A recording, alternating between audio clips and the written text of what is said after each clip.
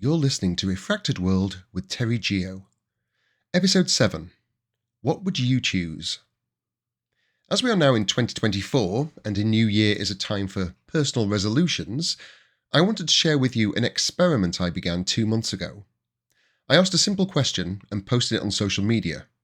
If you could choose just one thing from the following list, which would it be? Fame, love, fortune, or time? And then I left it to do its thing. So as not to skew or influence the outcome, I didn't interact with any of the posts, I didn't like or comment on any of the responses, and I didn't make a list of the answers. Until today. In hindsight, I now wish I hadn't left it this long to check.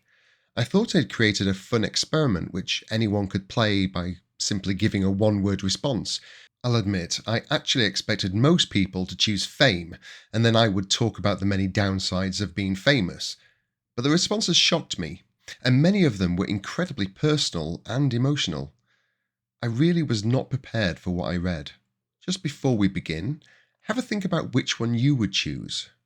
Would it be fame, love, fortune, or time? I'm first going to break down the figures by social media platform. I posted the video on TikTok, Instagram, and Facebook. And once we've looked at all the data, we can move on to the actual responses. I will warn you though, this fun little experiment of mine may bring out your emotional side. In total, there were 20,748 views and 776 responses. On TikTok, there were 7 responses. 0 for fame, 4 for love, 0 for fortune, 2 for time, and 1 for sausages. But that's TikTok for you. They're all sausage mad over there. Although this was a very small group of responders, love wins. On Instagram, there were 45 responses. 0 for fame, 19 for love, 4 for fortune, and 22 for time. Here, time was the winner, with love in close second. And then we come to Facebook. Now, the majority of my followers can be found on TikTok and Instagram, and that's usually where you see the majority of interactions. But this question really seemed to resonate with the Facebook crowd. There were 724 responses on Facebook, massively outshining the other 2 platforms. It took me a few hours to go through every response, and I had to enlist the help of my husband with his Excel knowledge. This won't be 100% accurate though, as I compiled the data in mid-December, so there are possibly more responses now, and some people veered off script with replies like, all of them, or none, I pick health, which in hindsight, I wish I had added, especially after reading some of the comments, but I'll go over those later. The breakdown for Facebook were just 5 for fame, 365 for love, 132 for fortune, and 273 for time, making love the clear winner with time in close second. I'm shocked by these results. This turned out to be a pretty big research group. You see some adverts on TV with things like 90% of women love this product, but when you read the small print underneath it states, from a group of 18. Here we had almost 800 people, and I honestly thought in this social media age we all live in, the majority of people would answer fame. And yet, out of the 776 responses, only 5 were for fame. 5! And one of those chose it because they believed fame automatically leads to fortune. Please listen to my podcast from when I was in a boy band. Fame does not mean fortune for many people, trust me. Only the very lucky few get fame and fortune. If I had the choice, I would choose time. It is the most precious resource we all have, and many of us wish we could have more of it. There's a song line from a show that I was in when I was at school, and it takes up permanent residence in my brain. The lyrics are, days may be slow, but the years go so fast. As a kid, I didn't get that, but now it's all I think about. The passage of time speeding along so fast, and we have no control over it. We can't slow, stop, or speed up time. We can't squeeze more out of it. And at some point, time will cease for all of us. But what's the point in having more time if you don't also have someone to love and who loves you? I am very fortunate to have found my person. the one I never tire of being around, the one who lights up my life every single day, and someone I look forward to spending the rest of my life with. But not everyone has that, and I understand the desire to want love in your life. This world can be hard to navigate on our own, but love is everywhere. We're all the same, we all crave love, but we are also guarded. I'm the opposite. I wear my heart on my sleeve, and that sleeve has been trampled on a lot. But I've never settled. You can be in love with more than one person in a lifetime, and you can be in love with someone and know that it's not working. So I moved on, allowed my heart to mend, and fell in love again with somebody else. Love isn't singular. You can fall in love with many people until you find the perfect partner and then truly understand what a loving two-way relationship is. And while we're out there looking for love, we're also trying to make every day count because that's what we're all told we should do. But in reality, what we end up doing is just counting the days as they turn into weeks and months.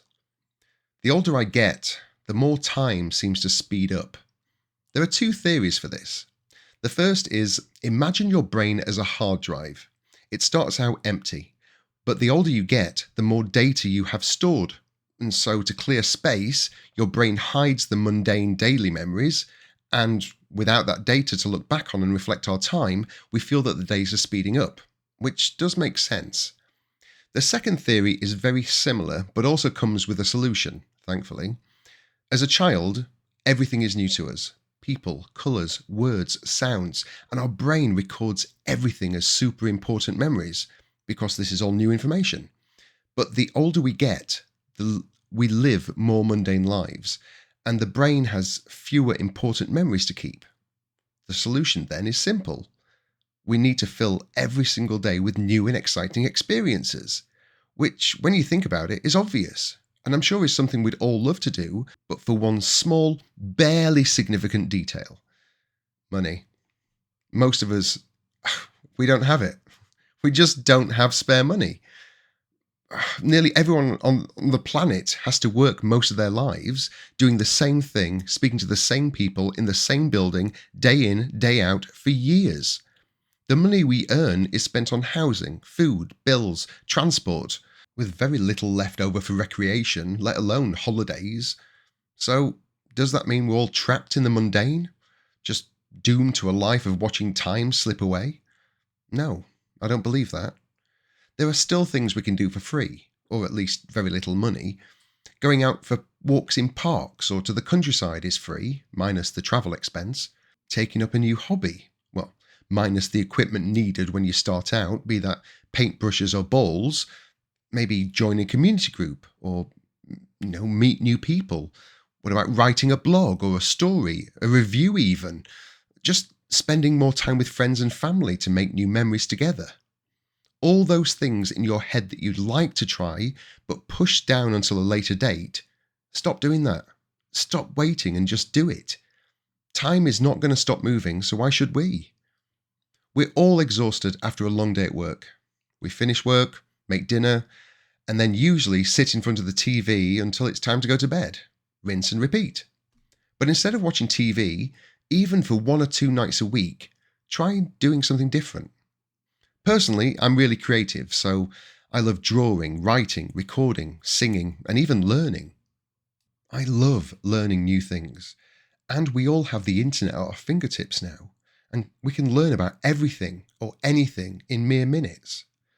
How about looking into the history of ancient civilizations, or taking a free course on hieroglyphs?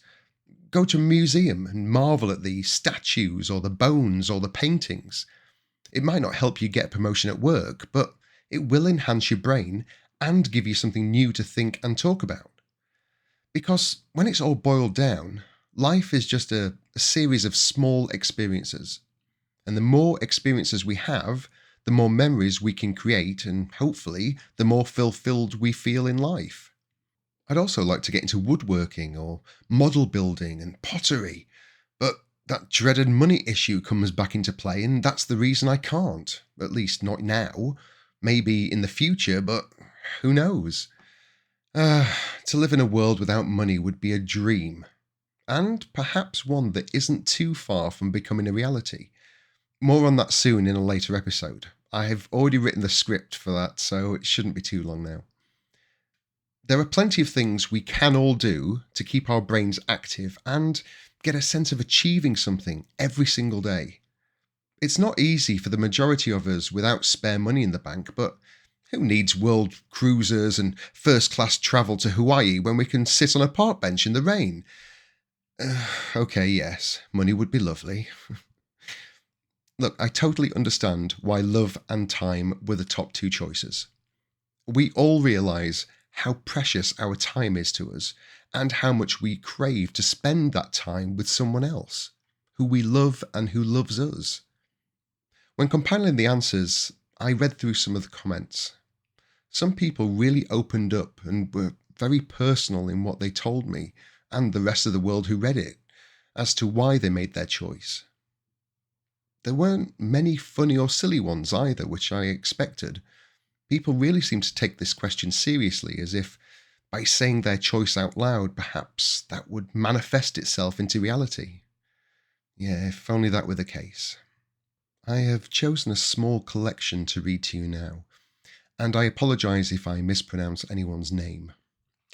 Mary Ellen Brady said, "Love, real love, heart-to-heart connection. With that, anything is possible."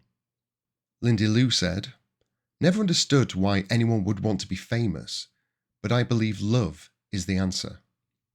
Finding someone who truly loves you will make up for all the other things missing." And Brian Murphy added, "Well, fame is fleeting. Fortune can't buy happiness. And without love, what use is time?" From love to fortune, Katinka Jansen said, "Fortune. Then I would spend a lot of money on animals, and I would adopt a couple of elderly dogs. Then I would have all the love I need." And Cheryl Bennett said, "Fortune, so I can share it with my family." And finally, Tristan Butler said, "Fortune. Love isn't real." Robin Ann Witherford said, "Fame, because that is all I desire in life." And then we come to just a few who answered time, and some of these really hit hard. Leslie Kitchenman said, "Time for me." And Shirley Brown said, "Time, I have the rest."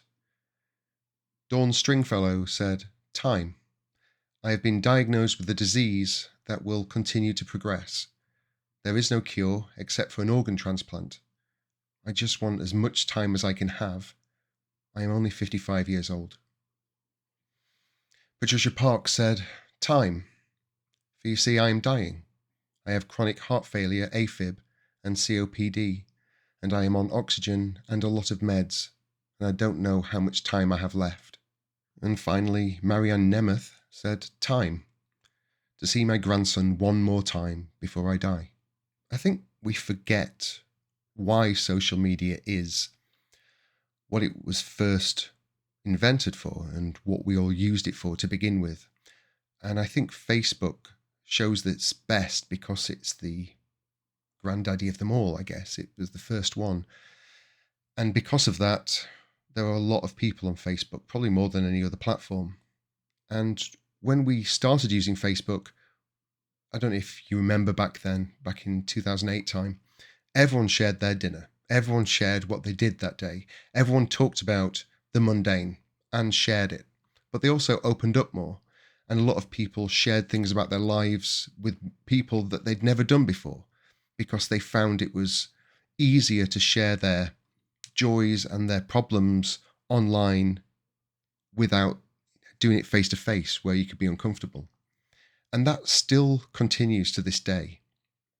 We don't see it as much because the new generation of social media has taken over where it's all, "Hi guys," it's all the TikTok and YouTube and Twitter crowd, which is all short, fast posts and videos.